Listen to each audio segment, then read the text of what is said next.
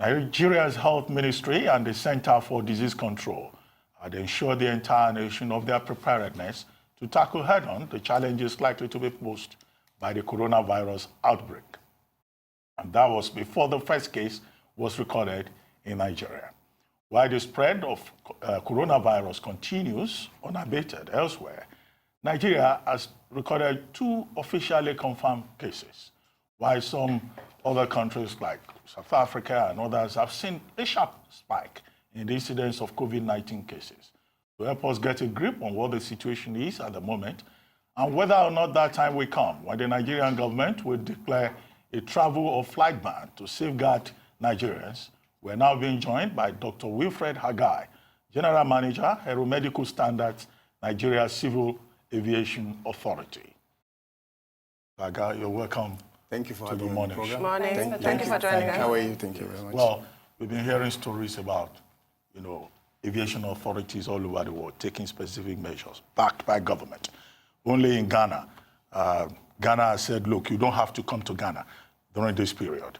They've said, don't come to Ghana if you can help it. But if you come and you've been to any country that has a case of coronavirus, you will be quarantined, right? Now, Nigeria has also announced some measures, but to what extent have the preventive measures we have put in place at our various, airports, to what extent have those measures worked? Thank you very much for this question. The preventive measures, which are the proactive measures put by government and stakeholders at the point of entry. The point of entry will mean the international airports, the sea borders, and also the land borders.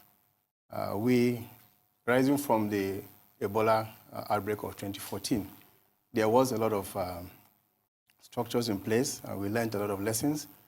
And what we did at the point of entry was that we needed the regulations to enforce the situation in case it arises again.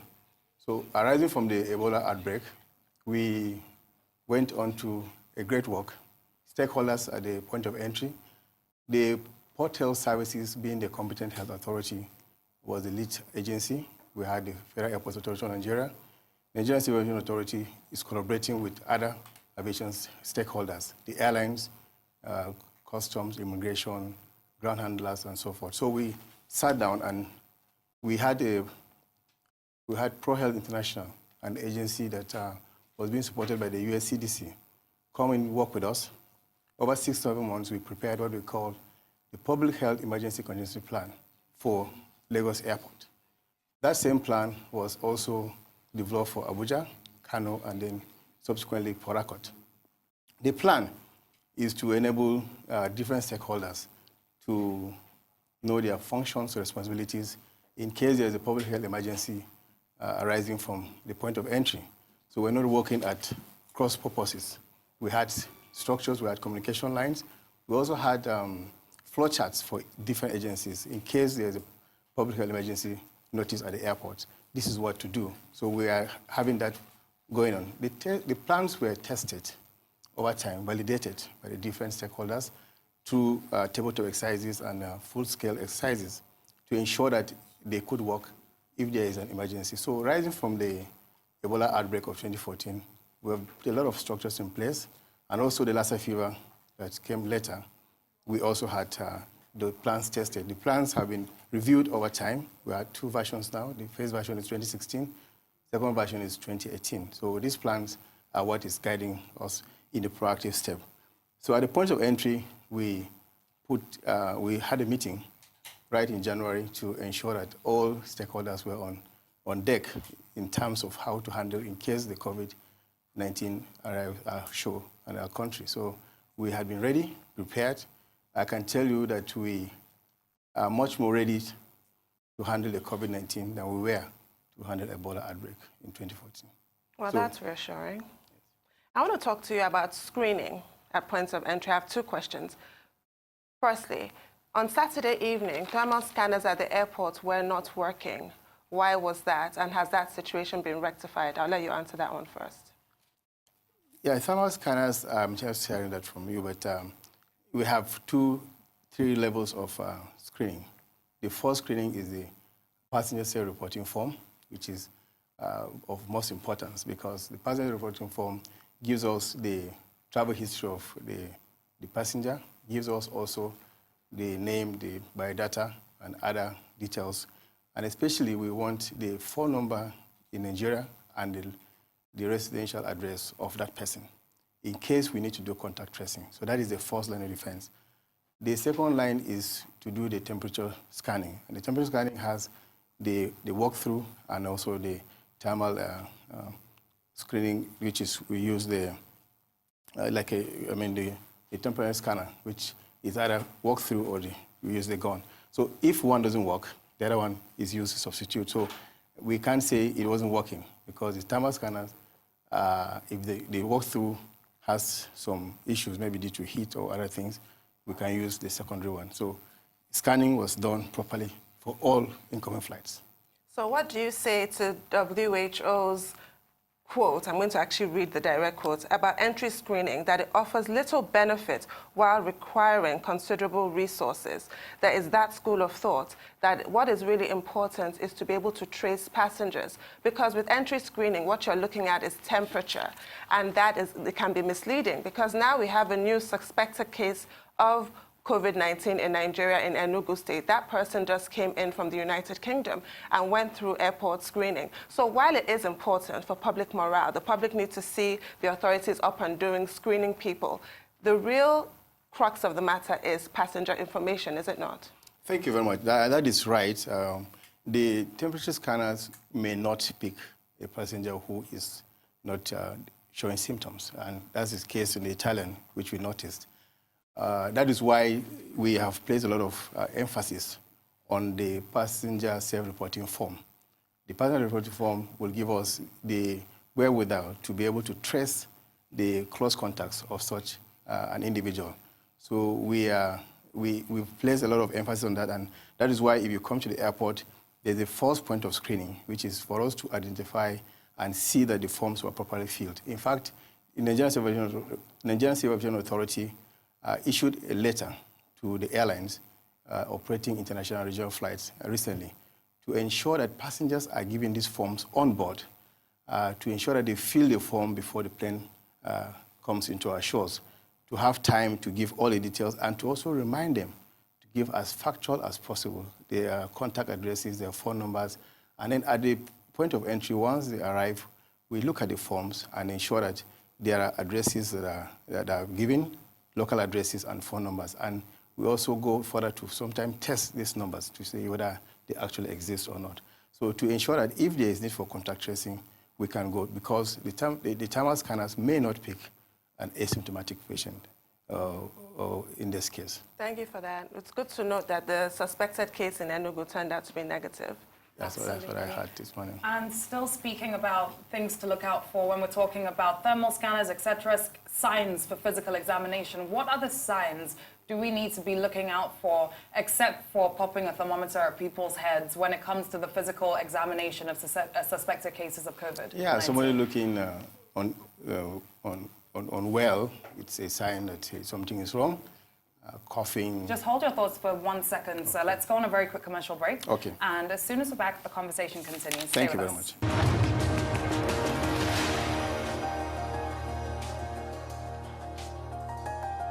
Welcome back to the morning show here on Arise News. We're still joined right here in the studio by Dr. Wilfred Haggai, the GM of Aeromedical Standards at the Nigeria Civil Aviation Authority, looking into COVID-19, the coronavirus, and a number of issues around that. Thanks, sir, for staying with us while we went on a quick commercial break. And before we did, I was talking about signs to look out for during physical examination of suspected cases of COVID-19. Thank you very much.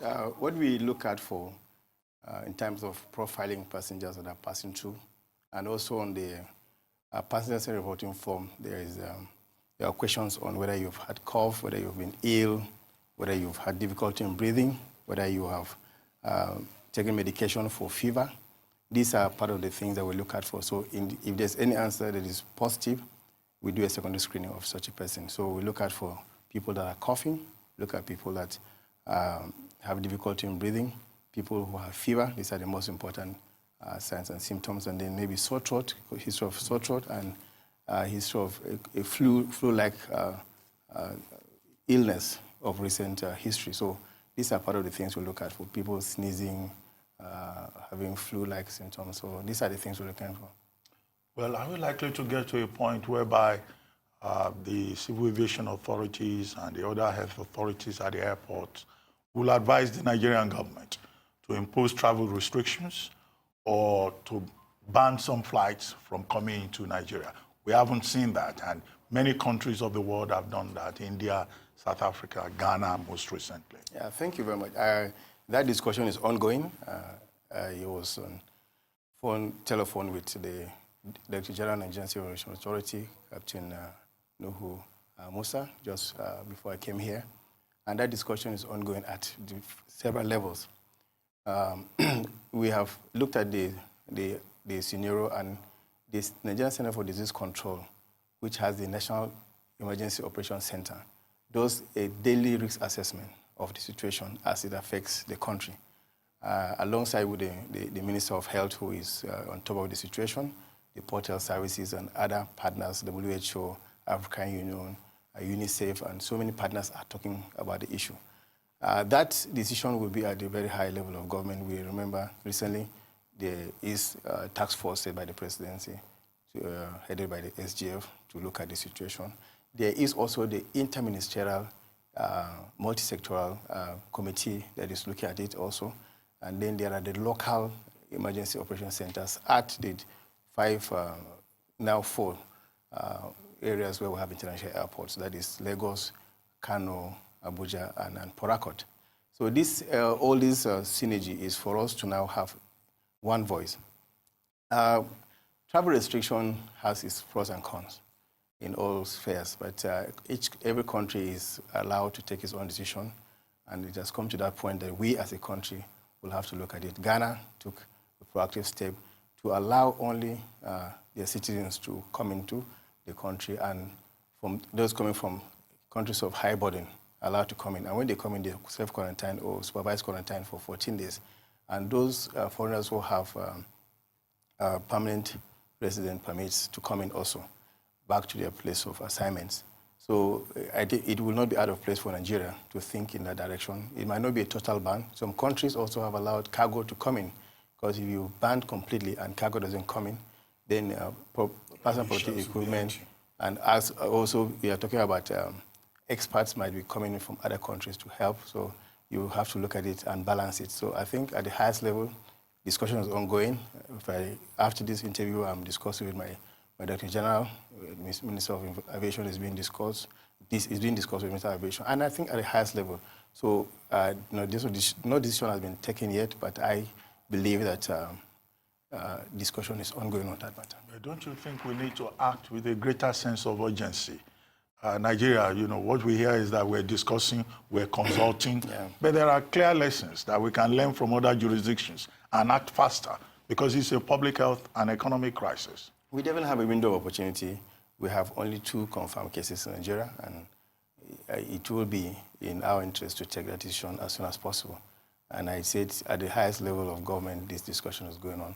And I believe the Minister of Health and other stakeholders at the highest level will give that decision as soon as possible. Well, we're all looking forward to an announcement. One really does need to be made sooner rather than later.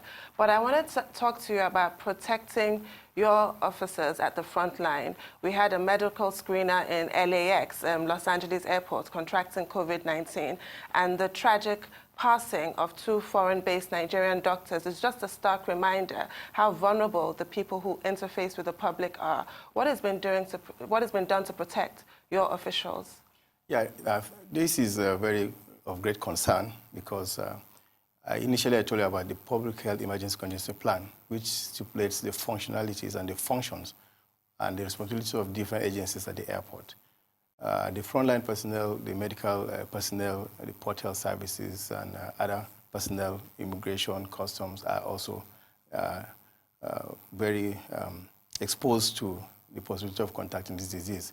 We've seen a high number of medical personnel being affected in some countries. We have trainings ongoing. Before you are deployed to the point of entry to work, you have what is called infection prevention and control training. That is putting on the right personal protective equipment, how to put it on, how to remove it, and how to walk, not to expose yourself. So the frontline personnel are properly kitted before they go to work.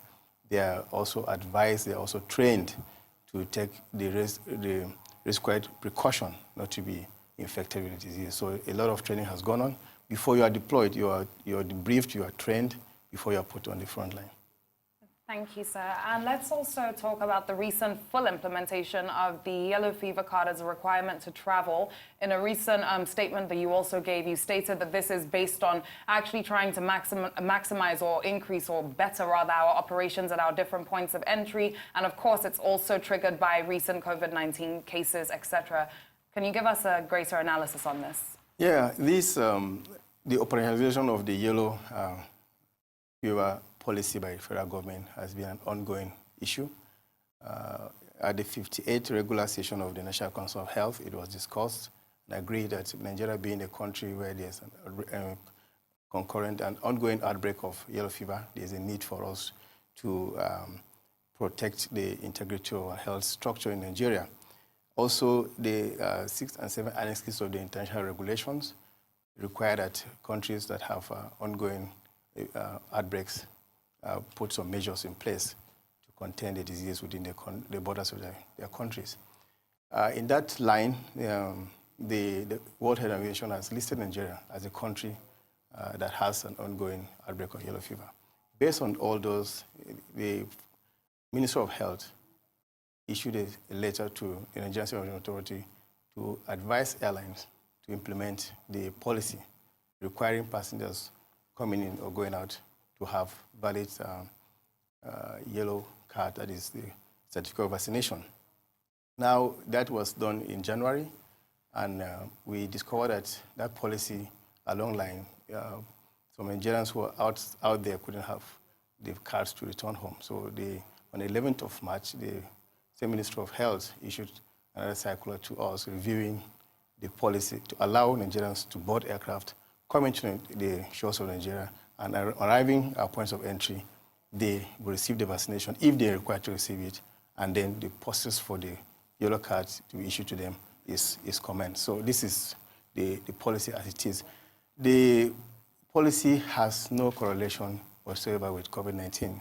It's been ongoing. It's been an ongoing issue. It has no correlation. It's just that they are happening at around the same time.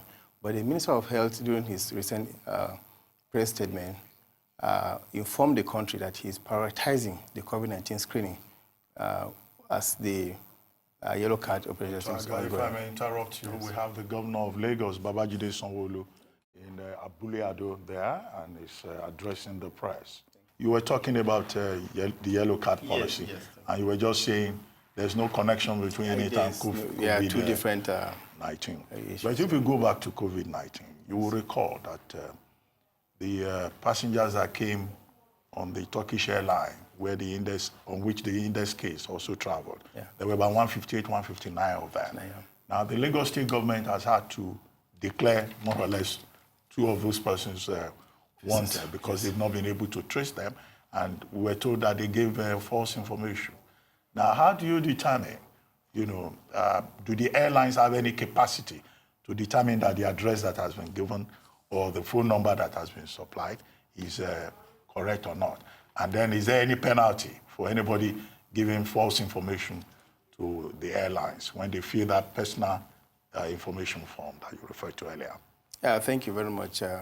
This was one of the issues that made us to start screening the forms properly to ensure that Nigerians give the right addresses and the right phone numbers. And as I said earlier, we sometimes test the numbers to see if they actually exist. And we have found some not with actual numbers, they are not allocated. So we ask for the person to give us the right numbers. We've had some challenges with a few Nigerians or travelers who refuse to give. But as the Minister of Health said yesterday, the frontline personnel have been trained to be very persuasive and to be very polite to get the right answers from the people. If I might say here, the form is being looked at, being reviewed to contain a place where somebody will sign an undertaking that you are giving the right information. And I believe that will go a long way for people to give the right information. So the passenger self-reporting form would require maybe people to sign and a slip given to you to ensure that you are giving the right information. But going back to that, we normally have the airlines cooperating with the port health services in the contact tracing. First and foremost, we get the manifest of that aircraft to that airline or that flight to enable us to look at the seating arrangement or those who sat next to him. In aviation, we look at those who sat 2 rows in front, 2 rows behind, and 2 rows as close contacts. So we identify them, and the contact tracing is done around those areas. And then other passengers that are in the same cabin, because of the visit to toilets and other areas, are also monitored. So the monitoring is done on close contact basis and other contacts. So the manifest is very important, but the most important is the passenger self-reporting form, where every individual in that aircraft has filled a form. So we extracted those forms and reviewed them, and we found that 2 people didn't give the right information. And once they were declared, they surfaced and they've been checked. Oh, they've reported themselves now? Yes, they've been found and it's been handled. If you listen to the news, it has been handled. All of them have been tracked and they've been followed up. Now, can you take us through the whole process of screening? You talked about 2 different protocols that you have for taking temperature. We've talked about the passenger self-reporting form. But when you observed, if we're going to use the Ghanaian standard, that a passenger has recently been in a country with 200 or more cases of COVID-19, what is the advice that your personnel is trained to give? Do you then, as a matter of course, advise self-quarantine? What's the procedure at that point? Yes, we have what is called the primary screening and the secondary screening. Primary screening is for incoming passengers.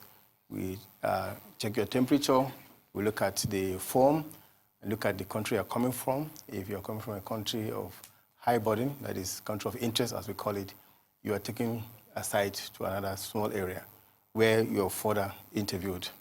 Travel history, whether you had contact with a COVID-19 person or you've had reason to believe that you have been contaminated in one way or the other.